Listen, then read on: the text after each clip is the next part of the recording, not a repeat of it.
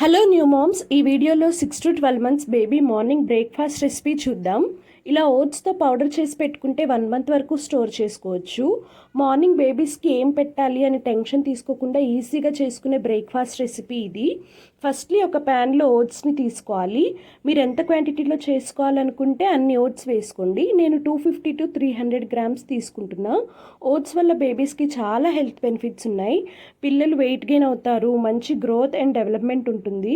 Oats చాలా ఈజీగా digest అవుతాయి కూడా. ఓట్స్ని వేయించాక అదే ప్యాన్లో 150 grams అటుకుల్ని వేసుకొని 5 minutes వేయించుకోవాలి. వీటిల్లో పిల్లలకి కావాల్సిన కార్బోహైడ్రేట్స్ ఉంటాయి. ఇవి కూడా గ్రోత్ అండ్ డెవలప్మెంట్కి బాగా యూజ్ అవుతాయి. నెక్స్ట్ 50 grams కాజును కూడా వేయించి కూల్ అయ్యాక మిక్సీలో వేసి కోర్స్గా గ్రైండ్ చేసుకోవాలి.